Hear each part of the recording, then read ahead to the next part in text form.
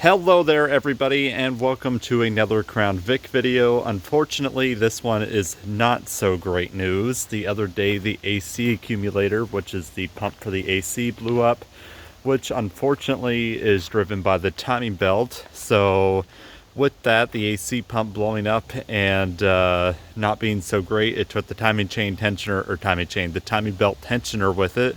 So it's definitely going to be a bit of a job. So we got to replace half the AC unit. So we have to replace the accumulator and the dryer at the bare minimum. Also going to have to replace the timing belt tensioner, and as well, we're just going to replace the timing belt with it because we might as well while we're in there.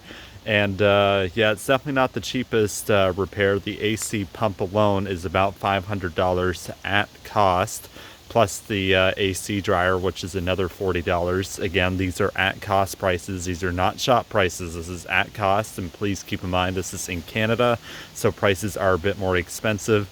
And then we're going to need a timing belt tensioner, which is about $60, and then the belt, which will probably be about another $30 to $40. So just in parts alone, we're already talking $700. Plus, I'm going to pay my friend a couple hours labor, of course, and then I'm going to have to get the AC recharged. So by the time it's all said and done, we're talking about almost $1,000, which is quite a bit of money, especially considering that. Let me just put the phone down for 1 second there, guys.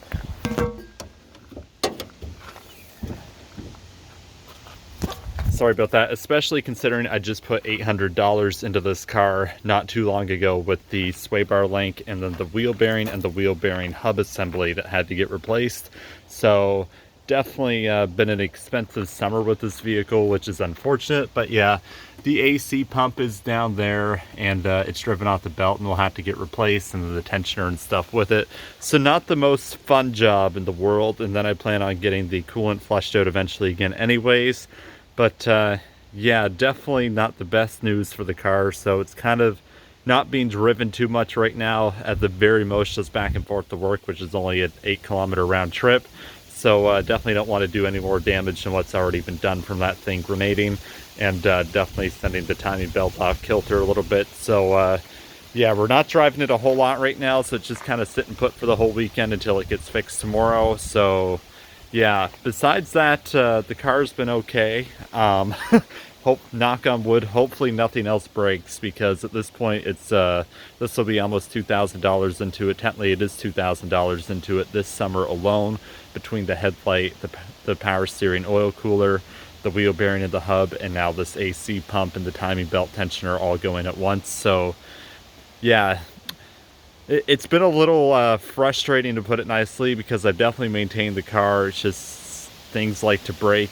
Hopefully this is the last thing that breaks for a while, but time will tell. I'm sure many of you Vic owners out there as well have had experiences where things all like to break at once, because last year I hardly had to put $1 into the car, and this year has been the exact opposite. So hopefully this is the last day that breaks for a little while. If it isn't, then I'm definitely may start just looking at another vehicle. But again, a lot of it sometimes is just the luck of the draw and the timing that everything likes to go. Have you guys had any experiences where things have just gotten really expensive for a long period of time, or has your guys' Crown Vics just been cheap and pretty much cost-free to run? Let me know in the comments section, and see you all next time.